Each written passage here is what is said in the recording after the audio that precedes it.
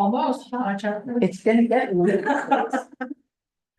Maya says our tech is ready. That's good. Everyone's good. All right. Well, good evening. Thank you for your patience. It is a pleasure to open this meeting tonight, a little bit late. We are opening at, let's say, 6, we'll just call it 6:40. And welcome. Is your microphone on there? Now my microphone is on. Thank you. Basically, I said welcome and thank you. And it's 6:40, we're gonna start the meeting. So we'll do a roll call first. Counselor Ford? Here. Counselor Morton? Here. Counselor Martin Willis? Here. Mayor Forsley? Here. Counselor Wabber? Here. Counselor Roden? Here. Counselor Source? Here. Thank you. First item we have is our minutes. We do have 3 meeting minutes to approve. We have our regular meeting, special meeting, and work session. And I'm happy to entertain a motion to accept all 3 at once if people want to go that route. Move to approve. Second. We have a motion by Counselor Martin Willis and a second by Counselor Core. All in favor? Aye. Any opposed? Motion carries. I forgot to do the roll. Sorry, it's okay. It's all right. Adjusting as we go along. And we do have a visitor public comment on the filled in card. Thank you, Ms. Sheck, if you want to come forward. Hi, my name is Ann Sheck. I write for Tamarack News. I've done so for 9 years. Tonight, I approached your financial director with a couple of questions. They were from residents, they weren't from me. And I was told that he wanted to make sure I got the quote right. And I wanted to tell him, and I did so, that in 9 years of reporting, I have only had to do a single retraction.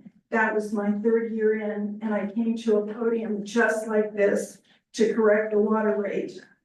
During this, your communications coordinator grabbed me. It will not end here. This was inappropriate, and although he's apologized, I'm very weary of trying to get questions answered and being attacked verbally, and now, in my opinion, physically. So I just wanted to say, this is inappropriate and should not stand. Thank you. Thank you. Next up, we move to our reports and presentations, and I do have a couple of updates. First up tonight, we have some updates on our council liaison positions.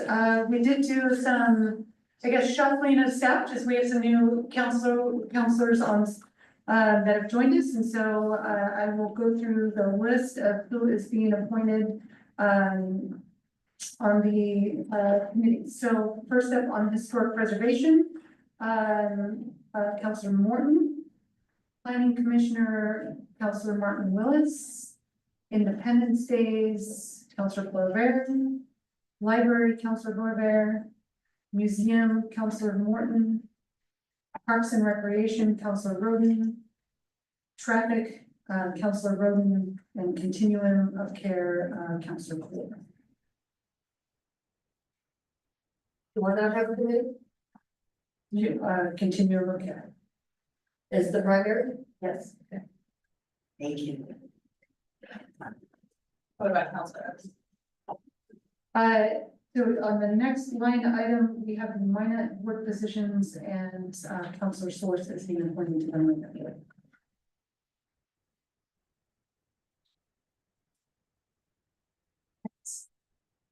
And then I have a few other just miscellaneous announcements that I would like to share.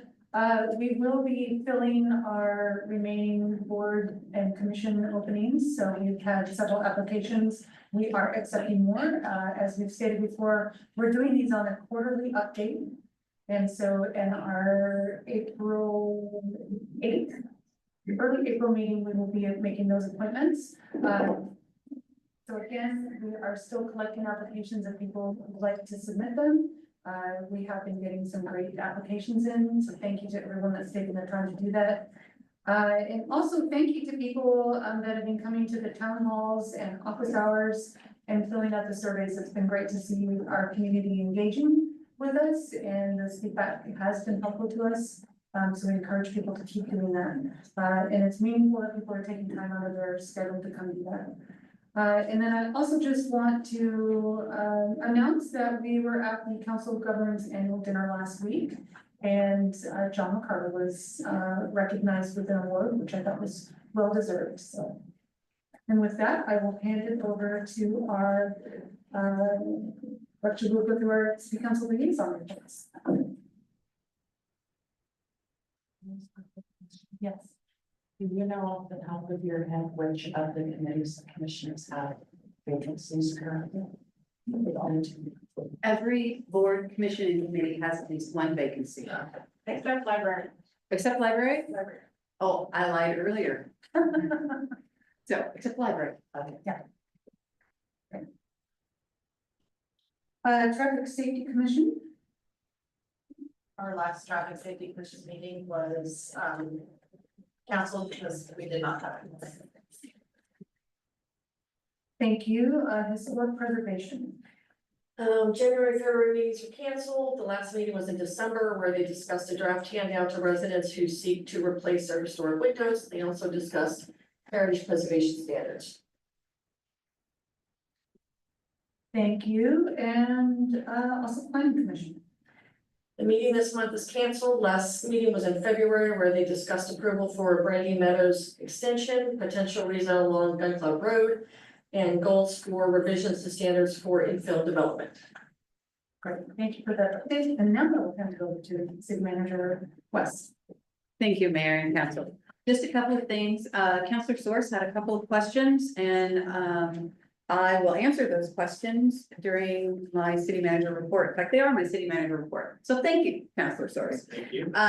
He asked about the Fifth Street safe routes to school. You'll note that our public works director commented on that in the management team meetings. The Fifth Street safe routes is a great project. However, the initial estimates have come in quite high. And so we're concerned that the grant won't cover the full scope of that project. We are going to be going back to the funder to talk about, can we decrease the scope and just do the core important parts? Or do we need to decline the grant? So that one is in flux right now, until we talk to the funder and determine what can be done. You know, as we know, costs have gone up, and we expect to see costs for capital improvement projects potentially rise in the coming years. So this will be a concern and will be something that we'll be watching. I think this is the first one that we've really seen that in the last couple of years, that has come up so much over what our estimated cost was. So that's the answer to that one, Councilor Source. Then next is a more, I'm gonna call it heartwarming. For the last couple of years, our police department, student resource officers have been presenting on police-related topics as part of the CTE criminal justice program at Central High School. This year, they were asked if they could assist with providing more hands-on opportunity for the students who had gone through the classroom session in previous years. So our police department and Monmouth Police Department are partnering to provide a total of 8 police-related sessions for the class, while they receive instruction in other areas of the criminal justice system from experts in those areas. And as you can see, I'm reading this because our wonderful police chief wrote this for me, so you can give him all the kudos. This is very similar to an abridged citizens academy. They'll receive instruction on traffic stops, investigations, and will even get an opportunity to run the obstacle course that we have here for us. But I did not get an answer on the trolley, but I think if you asked that, since we have Fred here, he could probably answer it.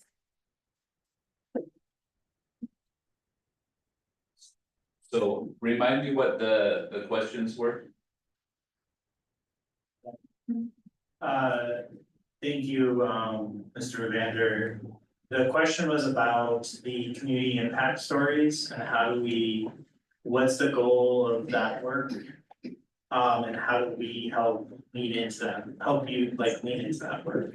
Yes, that's a great question. So what we're trying to do with that is essentially communicate both to our community as well as our legislators and all of that stuff, the value of a rural transit system. I mean, the service.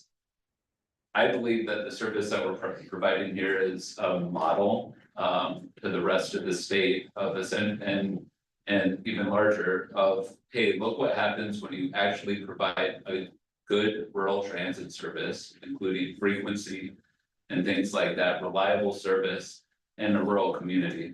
And so what we're trying to do with the community impact stories is tell some of those stories. So we've reached out to a couple of folks already, we know our riders, and who have communicated to us how beneficial the system has been.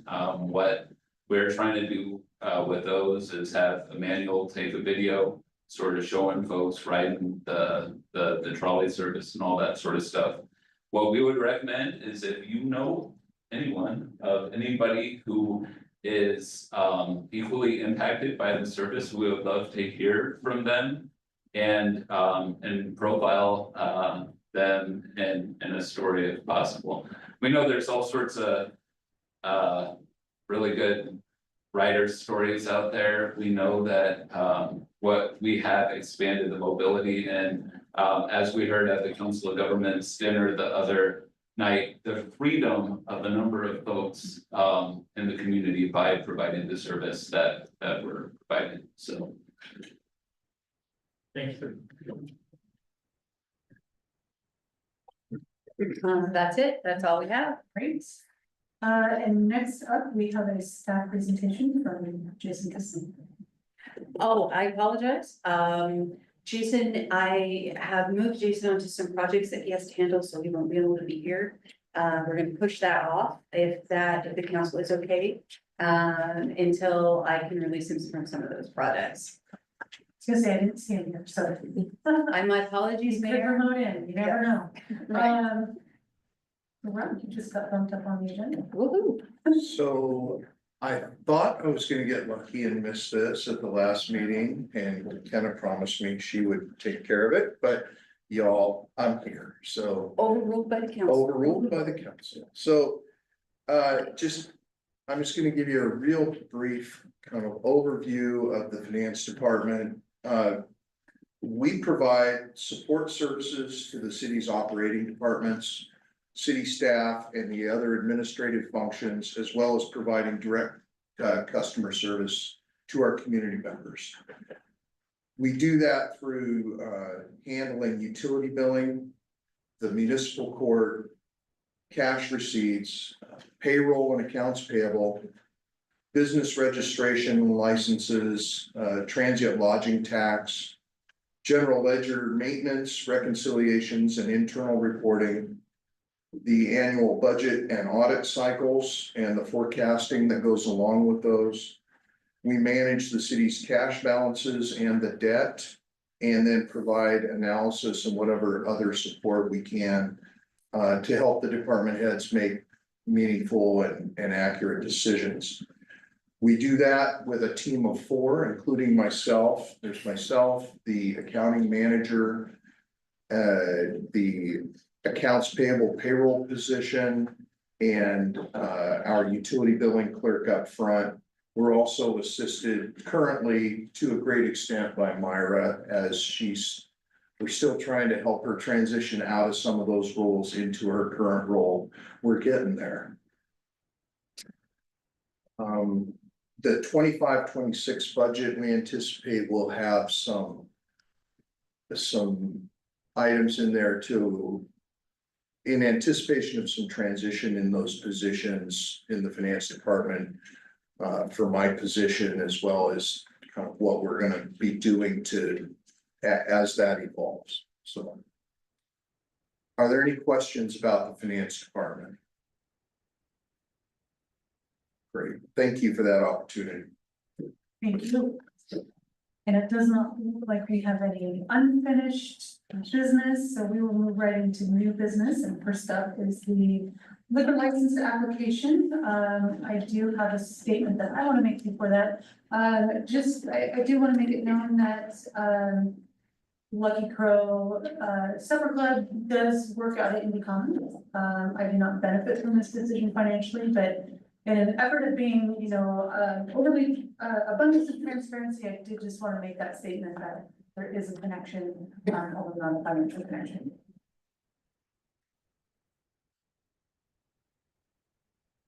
Good evening, Mayor, good evening, Council. I come to you with a liquor license application tonight from Southport Foods LLC, doing business as the Eat Crow Supper Club located at 154 South Main Street, also known as Indy Commons.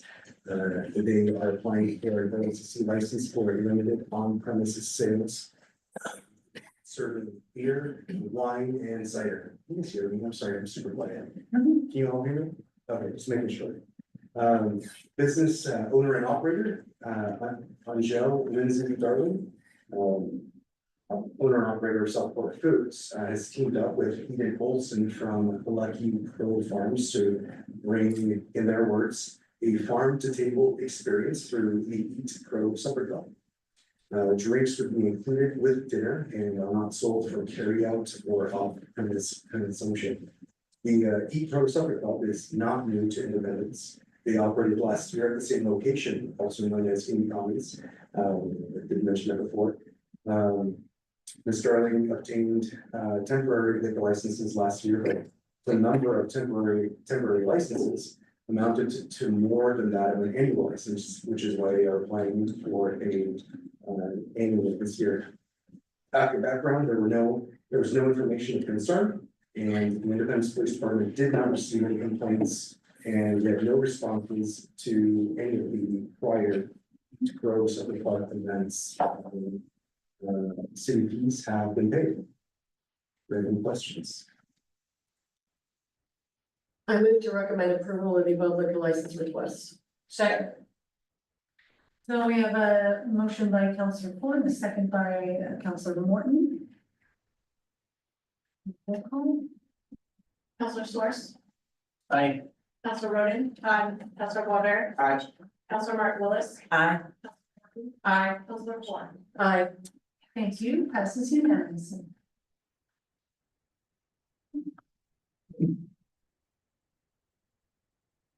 Next up, we have. Passing it back to you, Mr. Mooney, for a budget adjustment.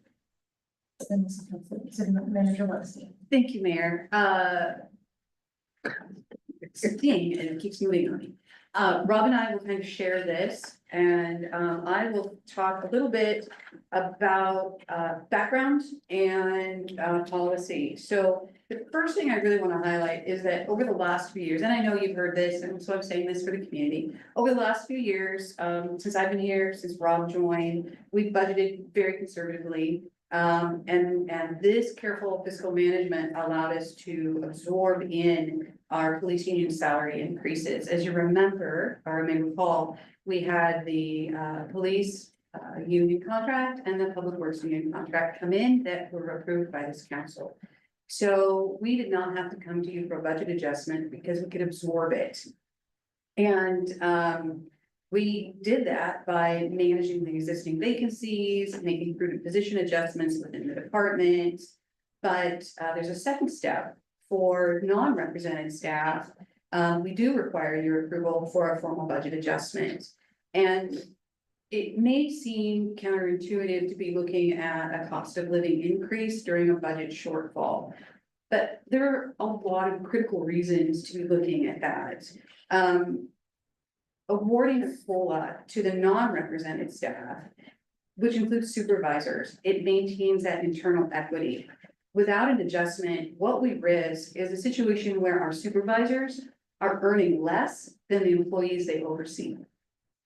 And that's not sustainable. We will lose good people. And this will harm our morale. It will disrupt operational effectiveness. And as I said, will lose good people. Losing experienced, high-skilled staff, it will negatively impact our service delivery. And it will increase recruitment and training costs.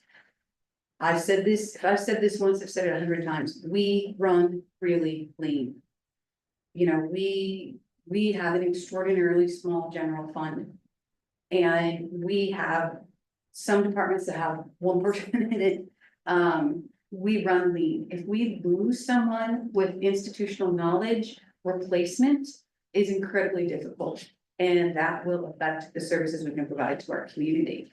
On top of that, you know, to replace someone at a management or higher level, the average statistically is between $10,000 and $25,000.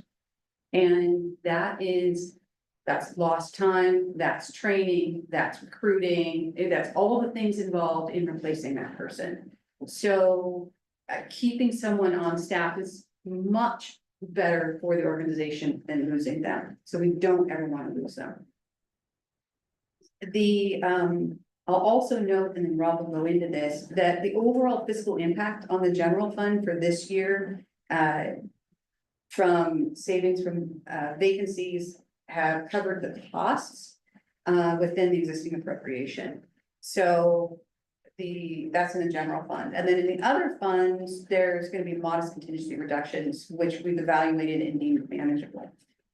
On the policy side, that's really all I'm going to talk about.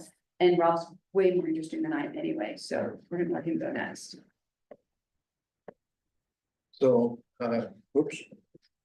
Thank you. So as City Manager West mentioned, the general fund is able to, so we basically took the 4% COLA that's before you tonight, projected that out retroactive to July 1 for non-represented team members. The general fund, we can cover the cost of that by simply reallocating personal services budget across departments within the general fund. We had significant vacancy savings in the police department as a result of the way we budgeted for this year, anticipating those changes in the chief position and several other positions. We also had vacancy savings in the finance department as a result of Myra moving into the administration department as she took the city recorder position, and with our intern leaving mid-year. And then the museum had significant vacancy savings as well with the departure of the director. So all of that helped to just allow us to reallocate across departments, and those adjustments, if you will, between departments are part of the resolution that's before you tonight, because it requires council approval to move budget between departments within the general fund. Other funds are offset, as city manager mentioned, by a reduction of contingency, except in the building replacement fund, where we reduce, or we propose to reduce, materials and services. City managers provided you the background and the basis for the proposed COLA. I've tried to outline the mechanics of that budget adjustment that's before you. We'd be happy to entertain any questions at this point. I'm a little confused. The represented folks, their COLA increase was covered with vacancies, positions that were not filled. Correct? We absorb. Yes, that's correct. In the police department, there was, again, there was this budget excess, for lack of a better term, through vacancy savings. And the impacts of the increase, the impacts of the COLA for represented team members there was absorbed within that vacancy savings. There was enough left over again to participate in this one. Okay, where I'm getting confused is the use of the term contingency. Are we tapping into our contingency fund? Not in the general fund. Okay. But we are tapping in for a certain dollar amount in each of these other funds. That's correct. Okay. I guess I don't understand, I'm looking at page 17, and it looks like we're taking money out of all these funds all these buckets, how you've described them in the past, to pay for these, COLA costs, but we can't do that to save our library and museum? Well, why do we say it's best practices not to do that, and then we're doing it for this purpose? Where, if you're, With due- is the, With due respect, Counselor, I think you misunderstood. Okay, They're taking out, what we're taking out of contingency is for the employees in that fund, not for the employees in the general fund.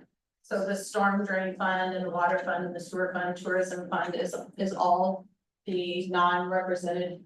Within those funds, correct?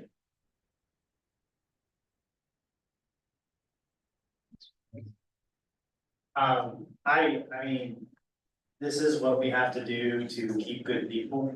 I think the leadership of our city is very dedicated and devoted to the services, to serving our, the fellow citizens of Independence. And to not do this would be a real disservice to folks who are in these roles. So. support it. Could you remind me what our total staffing number is and what the average number is for a city of our size? we currently have 58 staff. And if you look at a really good example is Florence, who has just under 10,000 people and they have over 70 staff. If you look at Baker City with just over 10,000 people, they have 64 staff. If you look at Sandy with 12,000 people, they have 86. If you look at Malala, if you look at, let me get there, St. Helens, they're about 14,000 and they have 75. So we do run quite lean. Thank you. In any of these funds, are we dangerously reducing our contingency? No, Further questions? It's an action item. I move that council approve resolution 25-1628 to amend the fiscal year 2024-25 adopted budget. Second. And we have a motion by Councilor Moore and a second by Councilor Source. Councilor Moore, Aye. Councilor Morton, Aye. Councilor Margolin, Aye. Councilor Waver, Aye. Councilor Roden, aye, Councilor Source. Aye. Motion passes, thank you. All right, next up, we have a public hearing for legislative amendment for LA 2024-06, changes associated with Central Tonnage Plan. Mr. Leander, you're going to be leading us in that. You have a script. Yes. Perfect. All right, hold on, I gotta read this. It'll take a minute. This evening, we have a public hearing on legislative amendment number 2024-06 on code comprehensive plan and map changes that would incorporate the Central Tonnage Plan into city standards. The city council will make a final decision based on the complete record, including the testimony received at tonight's public hearing. These proceedings will be recorded. This hearing will be held in accordance with the land use procedures required by the city and state of Oregon. This is a type 4 legislative procedure. At the beginning of the public hearing tonight, staff will identify the applicable substantive criteria from the Oregon State Planning Goals, the city's comprehensive plan, and the Independence Development Code. For anyone wishing to speak, we are asking you to use the speaker cards that are provided. When called upon to speak, you must be recognized by the chair and you must state your name and address for public record.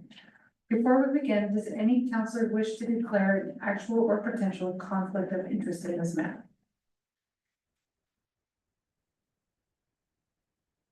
I know that we got clarity from the attorney that I don't need to, but just in the interest of transparency, I voted on this numerous times in planning commission.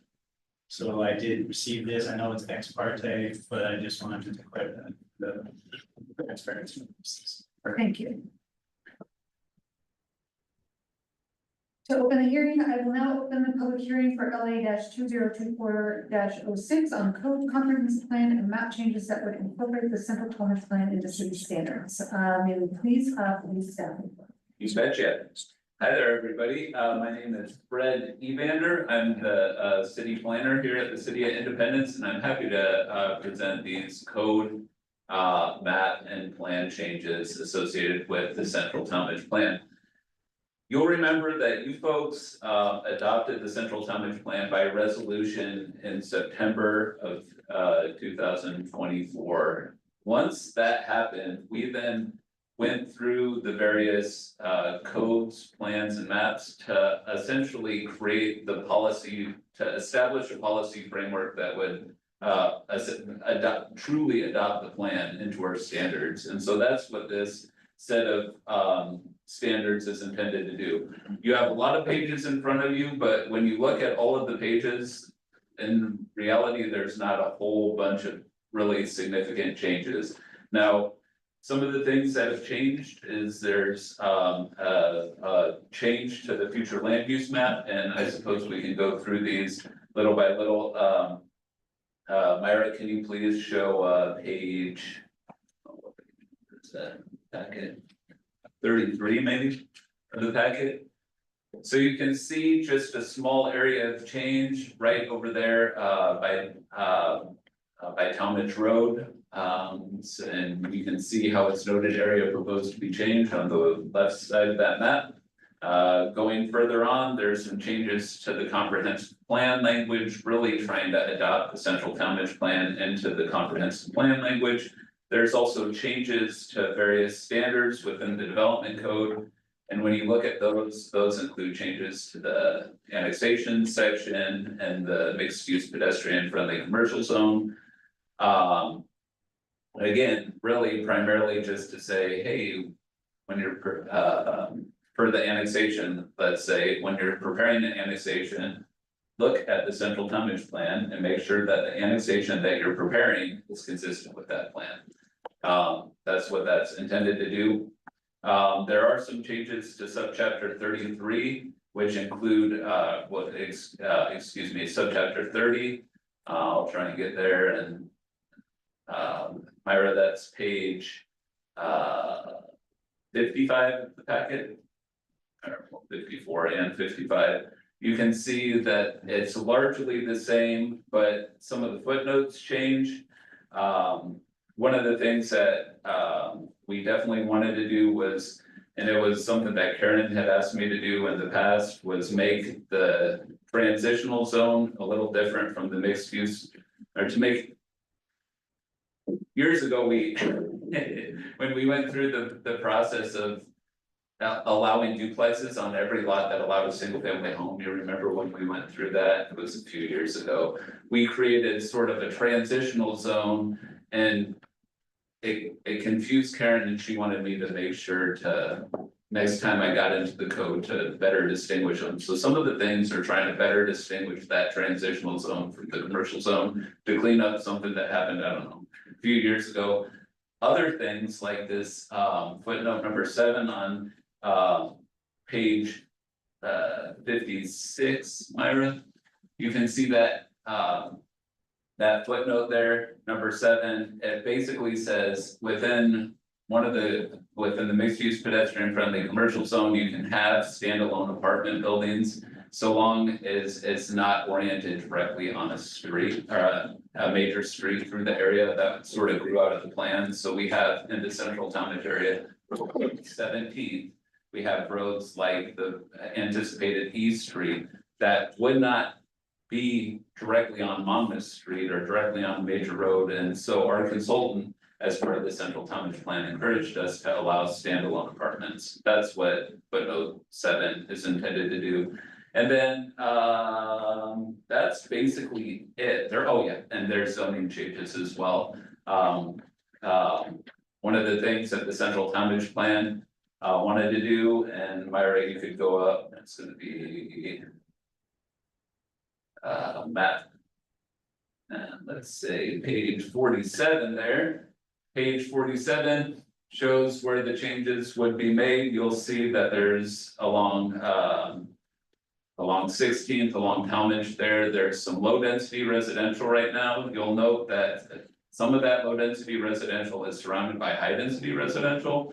Our consultant as part of or commercial, our consultant as part of the central Talmadge plan encouraged us to up that zoning a little bit, that would go to mixed use pedestrian friendly commercial transitional, which is our most flexible zone within the city of Independence. You could do a single family home, you could do a duplex, you could do a commercial use, you could do an apartment. Basically, whatever you feel like doing on the lot is what you could do, and so that's what that zoning would be changed to. Also, you'll note that right, there's a area right between 11th and 10th. It's actually the lot right behind Dollar General. That's sort of an anomalous situation where we have medium density residential with commercial to the north and high density residential to the south. As part of the plan, our consultant encouraged us to make that high density residential, to make that lot more likely to be developed in the future. In short, that's these changes. Again, it looks like a lot, it took a lot because there's so many moving parts to actually prepare this, but in the grand scheme of things, the changes are pretty minimal. I'm happy to answer any questions that you may have though, but I should say that we ran this through all the public processes that we need to. We noticed it, when we did these zoning changes, we specifically sent it out to people who would be impacted by the zoning change. These folks too, also in the process of preparing the central tonnage plan, I think we sent out 2 separate direct mailings to folks within the district to solicit feedback as part of this plan. We heard from a number of folks. We talked to a number of key property owners, the preparation of the plan, we had a very good focus group, all that sort of stuff. We went through a pretty rigorous public process with this. We did get 2 comments as part of these changes. Both of them were from the Department of State Lands, and I have tried to, from the Department of Land Conservation and Development. And I have tried to address those comments within the staff report for the recommendation of this. Based on all of that, my recommendation is that you folks approve this. It was before the planning commission. The planning commission recommended unanimously that this be approved as well. Are there any questions that you have of me? So, Mr. Evander, you mentioned that notices did go out to folks in the neighborhood, a couple of letters that you chatted with some folks as well. What was their feedback? Well, generally, people are very positive about this. We in talking with a number of the key property owners, one of the things that folks appreciated about the area is that it's close to a lot of things, and it kind of feels rural. They recognize though that the city is growing around this area. And they did see absolutely the value of trying to anticipate how that development would occur. That's what the central tonnage plan is trying to do. This area will develop regardless. What the central tonnage plan is trying to do is get ahead of that development and try and craft a vision for the area to guide how the development. Thank you. And this coming development would be at the expense of the developers. We're not talking about challenges to the budget, are we? That's correct. Could you explain to me, so I can picture this a little bit better, what is the difference between mixed use zones and mixed use pedestrian friendly zones are? Yeah, so they're the same. So we don't have a mixed use zone. We have I'm sorry, this is gonna get super, so we have 2 mixed use pedestrian friendly commercial zones. The transitional zone is the one, when we had to allow duplexes, on every lot that, a few years ago, the state came through and said, basically, every lot that you allow a single family house on, you have to allow a duplex on. We went through the process and we said, well, shoot, all of these mixed-use pedestrian-friendly commercial zones allow single-family houses by right. And if we allow a duplex on all of those lots, we're gonna see our entire commercial area transition to duplexes. And at that time, we had that conversation, we said, my initial recommendation was, let's pull out single-family houses from an allowed use within the mixed-use pedestrian-friendly zone. What a number of the residents at the time, though, said, especially in this general area, was no, we want single-family houses within that zone. And so what we did is we went back into the lab, did some additional experimenting, and we came up with this idea of like, of a transitional zone that allowed single-family houses by right, and therefore would also allow things like a duplex by right. And we saved the rest of the mixed use, and we identified places where we didn't think duplexes were appropriate. So the areas where duplexes were not appropriate are the mixed use pedestrian friendly commercial zones. The areas where single family homes and duplexes are appropriate is the mixed use pedestrian friendly commercial transitional zones. That's the distinction between the two. So you'll see some of the areas in here are some of those transitional zones. Again, that's the most flexible zoning we have in the city. When you say, well, when you say most flexible zone in the city, does that mean that there's less regulation on builders in that area? Yeah, I would say that absolutely, because so if you imagine a low density residential zone, which some of these are transitioning from, basically what you can do on that lot is a single family home or a duplex. The front setback would be 15 feet, side yard setbacks 5 feet, rear yard setback 15 feet. Going to a mixed use pedestrian friendly commercial transitional zone, you have far less setbacks and you can cover more of the lot. You could also do different types of uses than just a single family home and a duplex.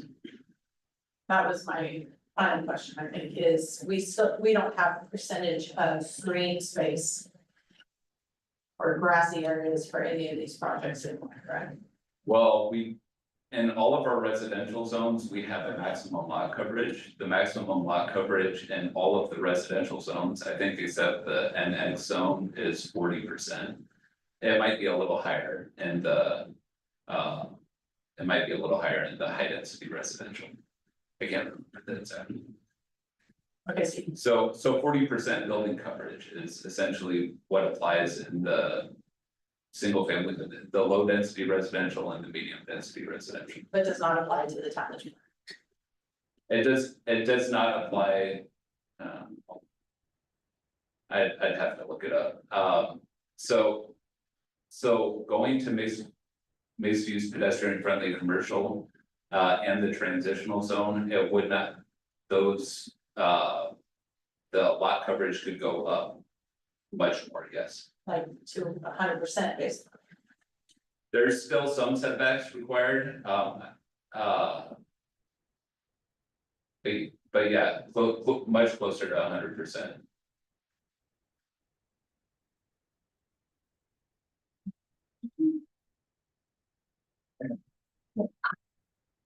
Sorry, I thought I understood everything, and then we got comments yesterday from DLCD that included a communication from a state representative that totally confused me. Can you explain the back and forth there between Representative Sharp and? I'm sorry, I'm just Yeah, no, really it's confused. perfect, because this is one of those things where it's, there's some sausage making apparently that goes into some of these things, and yeah, so to sort of peel back the curtain on the sausage making, I guess. So back when we expanded the urban growth boundary in 2009, we adopted a policy 1 of the natural resources section of the comprehensive plan that said, and I'll see if I can find it. I might not be able to, I can.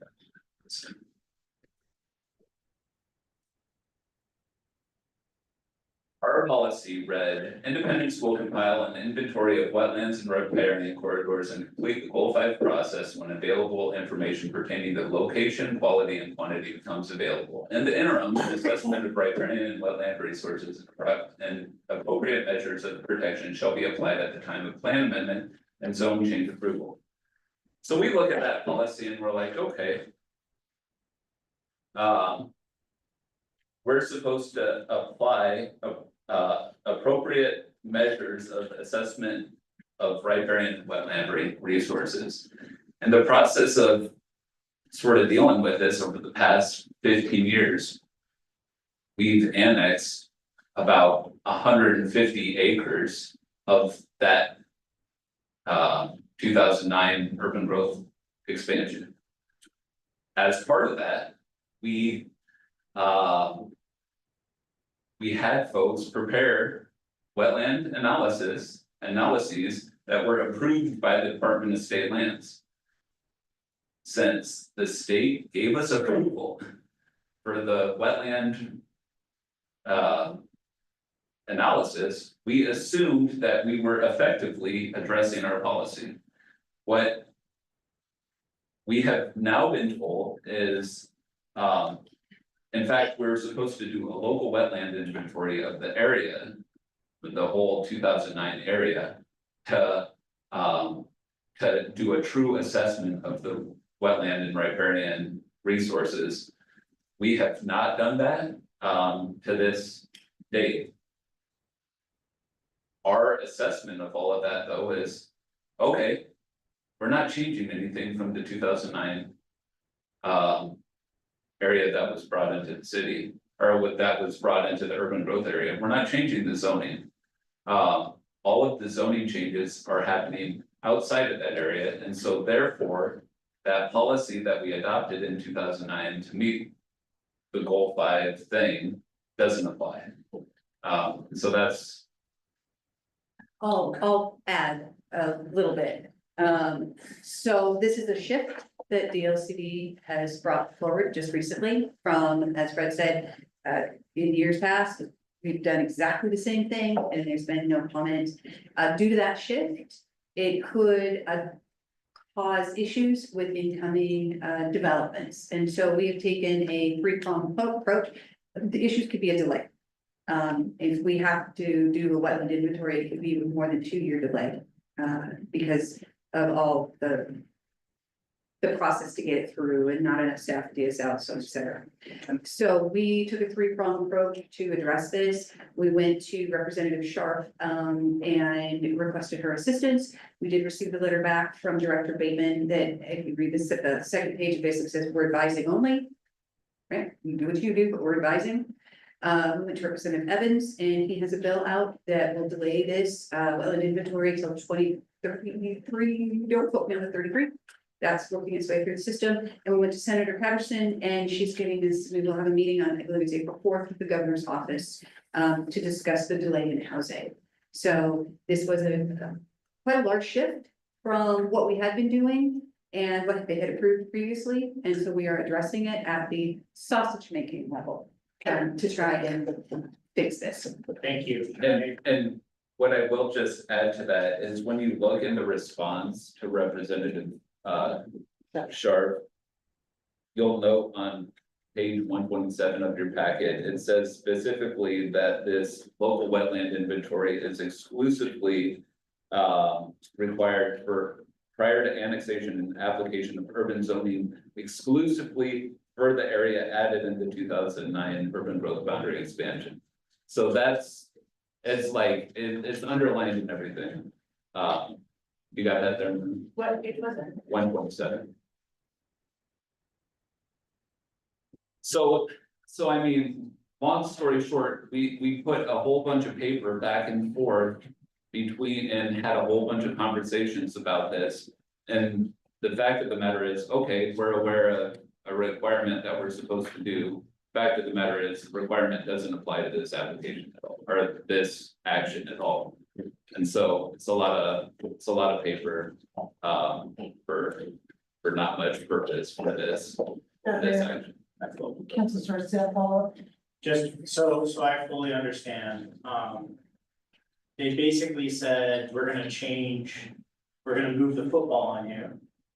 It'll be Lucy and the football, we're gonna change retroactively almost 20 years of what we've been doing, saying you've done it wrong the entire time, and we're gonna make you do this process. But it still doesn't impact this current process, it's just an advisory for other future processes. Okay, thank you. And I will just say that their position would be, no, we didn't move the football, this has been the requirement. They just never communicate. Exactly. Okay, great, thanks. Forgive my ignorance, but why is Representative Sharp involved in this? We took a three-pronged approach. Representative Sharp has been a friend to our community. And so we went to Evans, and he's been obviously a really strong friend. So he went the bill approach, Senator Patterson went the governor approach, and Sharp, having been a friend of the community before, went directly to the director. So. Any further questions of staff? Did I receive the letter that we're talking about? Yeah. Yeah, it's in there, it's way at the bottom. Yeah, I don't know that that's the entire printed packet, I think that's, right, the packets that we got. Was it on the one paper?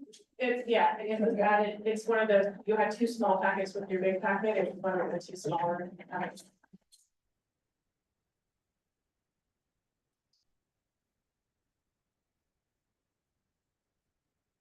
All right, any further questions of staff?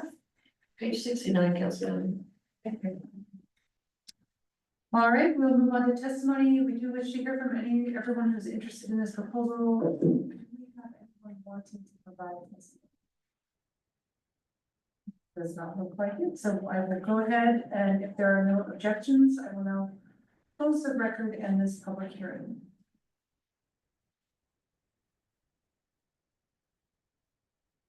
This is an action item, right? Correct.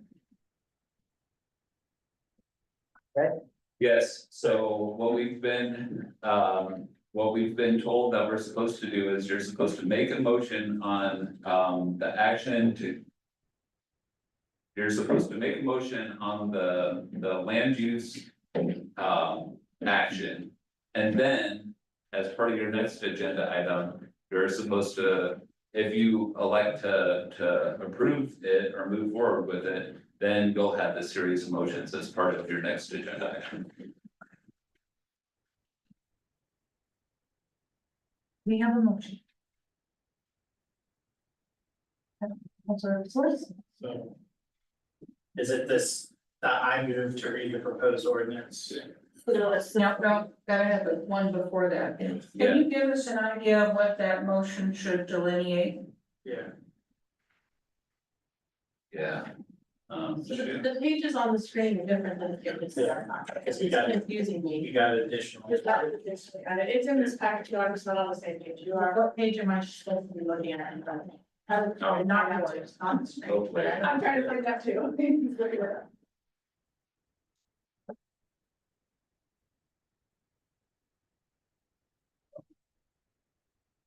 There's one, honestly. I thought we didn't have to, because we just did the public hearing and closed the public hearing, and now we're going on how it is. But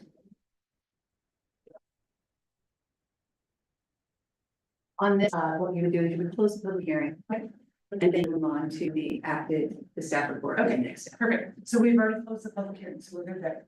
Yeah, yes, that's Yes. correct, Myra, right? We did do a full closure of the public hearing. It's 7:30. And I want to double check, there was no one online who had any comments.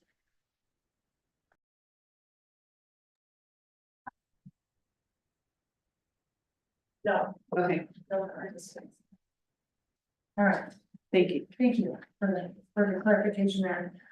So we will move on to our next agenda item that we have closed the public hearing, and this is for Council Bill 2025-01, changes associated with central employment plan. And Mr. Venner, this is also for you. Yeah, so this is actually the action item for that previous.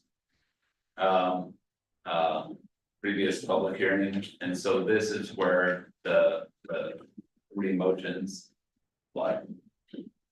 May I, Fred? Yeah.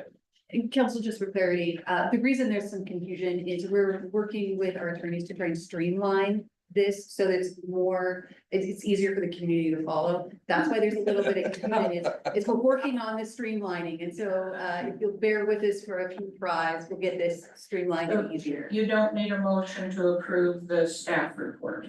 We will, this one that Fred is doing. Which is the three-part or The not? three-parter, Okay. yes. I'm lost. I have no idea what we're doing here. Okay, so Counselor, let me see if I can, so the first thing that you did is you had a public hearing, and that allows anyone of interest to come and talk and say, we like it, we don't like it, right? And then, staff indicates, you know, this is what's going on and this is why we're talking. That public hearing is important, it's required by law. So you open the public hearing, you do all the talking, you close the public hearing. Then you move on to the staff report where you do action, because what you've taken is testimony. If let's say that, I don't know, 80. I know what testimony is, go ahead. Right, okay. So, then you take that testimony, you've taken it in, you heard it. And then you'll rehear of some of the information and you will actually move to do something. Whether that is to move forward, to not move forward. So the first is just a public hearing, right? It's just allowing our people to talk and tell you what they think. Does that help? I know what a public hearing is. I just didn't understand where are we at in this packet and what are we voting? We're now- It's on your screen. We're at the motion. And you're not, we're not voting. Right, because we haven't done the staff report, doesn't? Right, he's good, but that's what, The next. the staff report is what I'm on. Yes, so we have the staff report. So we're on agenda item 7.4. And Fred will present the staff report. No. Okay, now I'm really confused. Alright, so here's what I wanted to, okay. It's confusing to me because we've literally always done it this way, and I've always looked at it, and I'm like, why are things in the packet twice? Like, I don't get why we put things in the packet twice, you'll notice, my staff reports in the packet twice. We always do it that way, and it never makes sense to me, because it just eats up so much paper. And so what we were trying to do is, boy, wouldn't it be nice if we just had a public hearing and then you move on the council bill, right? We tried to do that last time, that's what we were trying to do last time, and we've since talked to a couple of people and they've said, no. You have to handle the land use action first. You have to make a motion on the land use action, and then you move to the council bill. What I failed to do as part of this, and I will take, I will eat crow here. Is So you want a motion on? I want a motion on that last thing, essentially, and it's, the motion that I'm looking for is, I move to approve the code. I move to, approve the code, map, and plan changes associated with the central town edge plan as presented in the staff report. Okay, so, Okay, in that case, wait, reopen the public hearing, please. Right, you need public hearing. No, the public hearing can be closed. Okay. Yeah, sorry, All right, so procedurally, where we're at is the public hearing has been closed. yeah, We have a couple of clarifying questions. No, I was ready to make a motion. Oh, do you have a? okay, I move to accept the code and plan changes as presented in the staff report. I'll second that. All right, we have a motion by Counselor Morton and a second by Counselor Source. Counselor Ford. Aye. Counselor Morton. Aye. Counselor Martin Lewis. Aye. Counselor Wabanger. Aye. Counselor Roden. Nay. Counselor Source. Aye. Any discussion? No, yes. So turned around tonight. Welcome to our. Yes, I was gonna discuss before we talk, but that's fine. Yeah, I was in it, so I just voted no. Got it. I guess my just a point of information, we should be asking for discussions before, correct? Okay, You can, so. Okay, I just wanted to make sure, yeah, sorry, there's just an alarm. Agreed.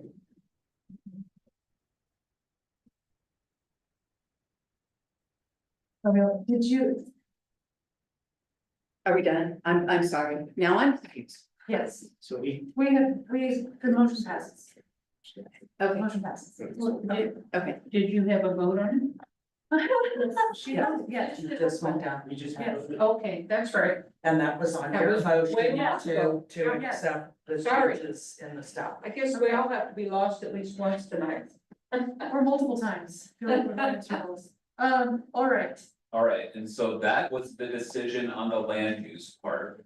Now we move to the council bill, which is the next item in your agenda. Which is, I move to read the proposed ordinance, Council Bill 2025-01 to adopt LA 2024-06 in full as the text is contained in the council packet for the first time. Second.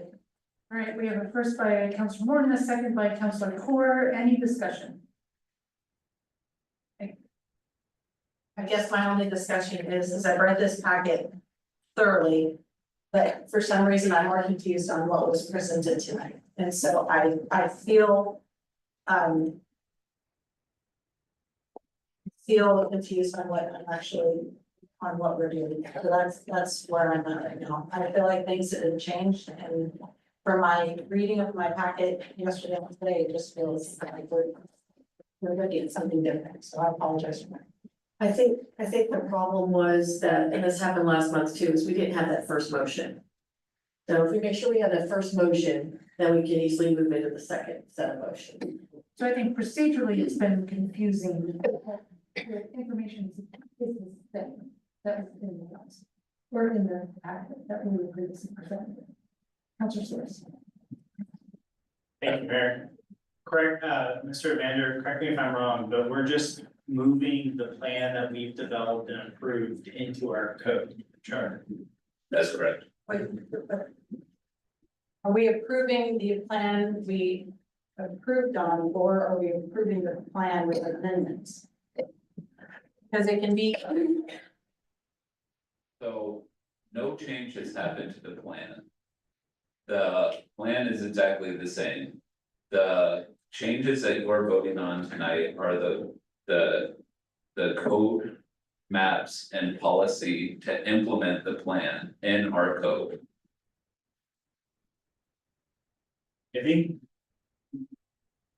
I think the confusion was the addition, all of a sudden DLCD saying they have a problem. Right, well, I mean, and that, And I I mean, think that literally, confused all of us. that confused all of us. I Okay. mean, we got that on Friday, we discussed it.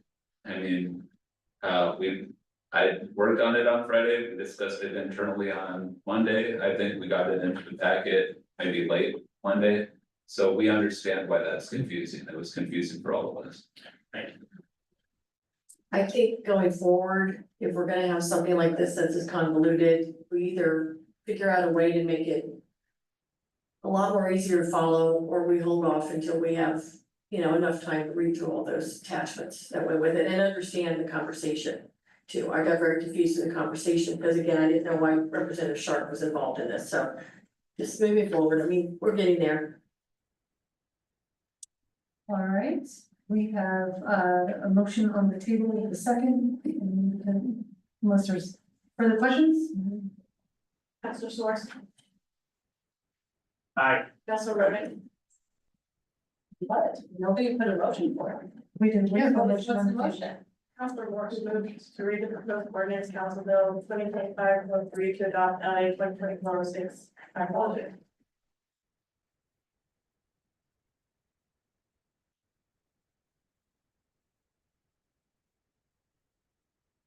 Piece that might be missing isn't the title of the council bill is supposed to be read. An ordinance amending the Independence Comprehensive Plan Development Code future land use map and zoning map to incorporate the recommendations of the Central Towers Plan and declaring an effective date. Now say, are there any questions or are there any discussions? And then I make my statement I would make. We've already called for questions, so Right. we've already called for questions. Yeah, I don't have a question, I would say. Question or statement, yeah. Well, usually I have to wait until Okay, here's what I'm gonna say. I'm gonna go in favor of this today, not because I totally support the idea of what we're going on, but because the planning commission has decided to go forward with this. And if this is the will of the council, then I'm going to support it. I do not like the idea of nearly 100% coverage and the high occupancy that we're going to be putting behind these buildings. And so I wanted to make that statement clear. But if I oppose this, and I feel like I would be the only one, I would be delaying the inevitable, and I don't want to be responsible for that. So I will vote in favor of this, but those are my reservations for it. That's what I'm saying. Councilor Waller. Aye. Councilor Martin Willis. Aye. Councilor Morton. Aye. Councilor Ford. Aye. Thank you, motion passes. All right, big deep breath. We're moving on to, oh wait, no, we have to read. Yeah. We have to move more. Yeah. Oh my gosh, okay. I move to read the proposed ordinance council bill number 2025-1 for the second time by title only. Second. All right, we have a motion by Councilor Martin Willis and a second by Councilor Ford. Questions, comments? Roll call. Want me to read it? Yes. An ordinance amending the Independence Comprehensive Plan Development Code future land use map and zoning map to incorporate the recommendations of the Central Village Plan and declaring an effective date. Aye. Councilor Moore. Aye. Councilor Martin Willis. Aye. Councilor Waller. Aye. Councilor Roden. Aye. Councilor Source. Aye. Thank you, motion passes, and now we need to have the third. I move to adopt the proposed ordinance council bill 2025-01. Second. We have a motion by Councilor Ford, second by Councilor Martin Willis. Any questions, comments? Reading. I might not have to read it. Yay, okay.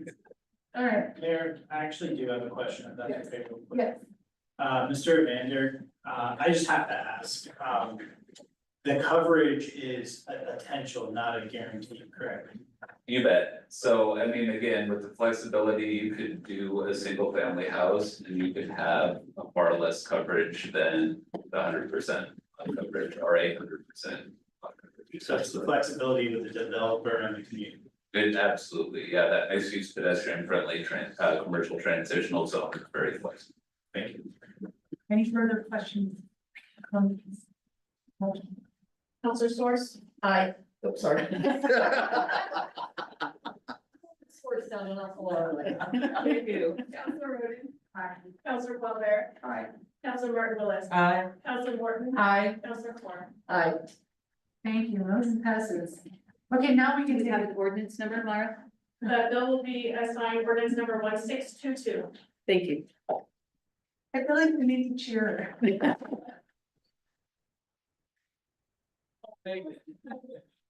after that one, we should. Now we can move on to 7.5. Thank you all for the patience with that. Looking at resolution 25-1629, a resolution authorizing city staff to apply for a grant from the State Transportation and Growth Management Program to fund a trolley rapid transit plan. And again, Mr. Evander, this is to you. Thank you very much. So what this resolution would allow us to do is apply for a grant to help us consider how we could best design or best consider Oregon 51 for transit. Now, we're running a trolley up and down that thing and it's been successful, as I mentioned earlier. We've been averaging somewhere around 10,000 rides a month for this service. We know that people are using it throughout the community. As part of that, we're getting questions, hey, can we extend the service further? Can we go north to potentially Old Street? Can we go north in Monmouth potentially to better serve some of the student housing on the north end of the campus? We have looked at that and we think generally, no, we probably can't, because if we did that without considering how it moves along 51, we're just gonna run out of time, and that will ultimately push our service longer and create it would be less frequent. And part of the reason that we feel like the trolley has been successful is because we're tending to run 20-minute service. For a lot of the day. We do that because we're trying to go as quick as we can between the two downtowns.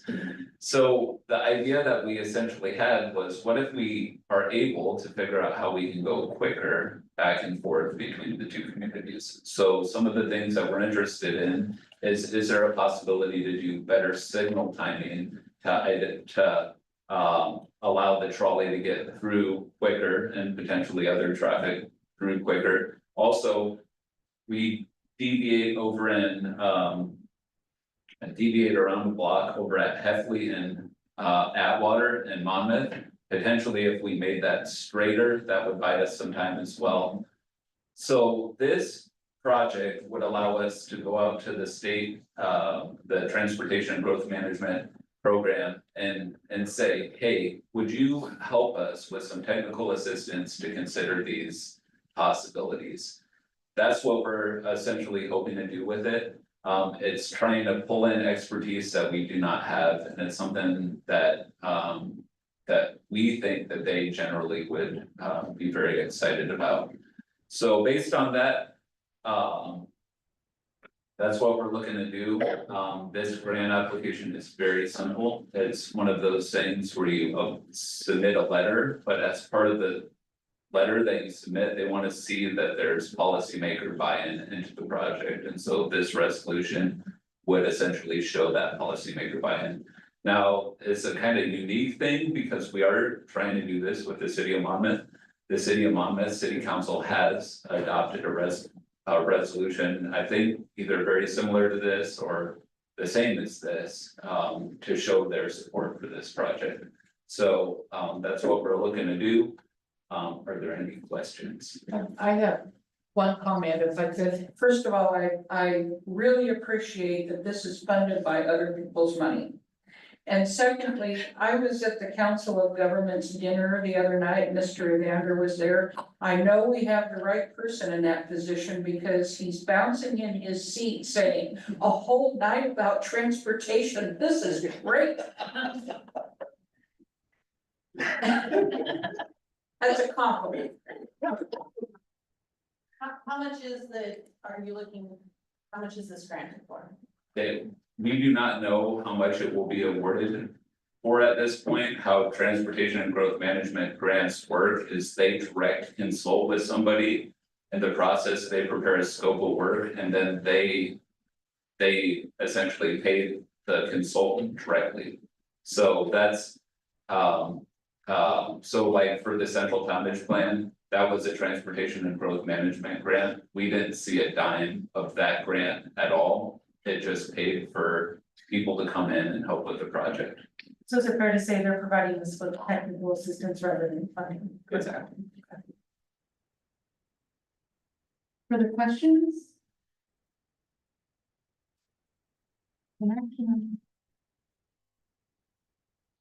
I move to approve resolution 25-1629, authorizing city staff to apply for an Oregon Transportation and Growth Management Quick Response Grant. Second. We have a motion by Councilor Ford, a second by Councilor Source. Do we have any questions? Fred, I know that it's not scope of this project, but over at the air park, I've talked to a number of folks there who really want help with transportation for folks who land and want to go downtown for lunch. So if it's not with the trolley, maybe we can find a way to do some partnerships with economic development dollars to help with that, because it will only bring revenue to the community. So just wanted to throw that out there for the record. Thank you for your work on this. Councilor Golden? I was gonna say, I know this isn't it is our tax money. This is our money, even though it's coming in as form of a grant. I don't think we should just haphazardly spend money because we don't feel it's ours. We should all be good stewards of the tax money wherever it comes in. This seems like such a silly thing to require outside consultants to come in and tell us that it's gonna take us longer to get from one area of the town to the other without, like what he just mentioned, that brings economic revenue return on investment to our downtown if we bring in people who land in the airport. That makes sense, but just to spend money about it. For questions? All right. With that, we can go home. Counselor Core. Counselor Morton. Aye. Counselor Martin Willis. Aye. Counselor Boisvert. Aye. Counselor Rogan. No. Counselor Source. Motion passes. Thank you. Moving on to council announcements, if anyone has any. The Independence Downtown Association, along with the City of Independence's help, is sponsoring a business and pub crawl on the 15th of March in celebration of St. Patrick's Day. And there are a number of businesses and eating establishments that are participating, and I encourage you to go downtown and have fun. I just want to congratulate the Central High School of Girls cheerleading squad for making state and just representing our community so well. I think that's amazing. And just Panther, I'm wearing the shirt tonight. Panther Kids Wrestling is up for Best of the Willamette Valley, so if people can vote for Panther Kids Wrestling, it's gonna give them some attention. They bring in over 100 wrestlers into little teeny cute wrestlers too into wrestling at Central High School, and I think it's such a great sport and they do amazing things. So if we could all vote for that, I'd be happy.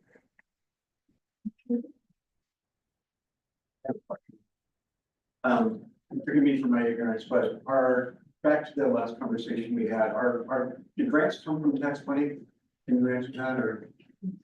Well, Rob and I can answer that. There's multiple places that grants come from. Some do come from tax money, some come from private organizations. Foundations. And donations, right? So it depends on which grant you're talking about, Counselor. They come from a wide range of things. Did I miss any? Yeah, so this particular grant, I can't recall if this is a bond funded grant or if I can't recall if it's a bond funded or if it's from their topics that they have available based on loans or other way sources. City Manager West, do you have any final comments? Thank you for your grace tonight as we're trying to make things easier. All right, with that, and I agree, thank you, everyone. Do we have a motion to adjourn? All right, thank you. Thanks again, Council. We are trying to streamline, so it'll get rough. We hope yes, there. The other thing, right, the other thing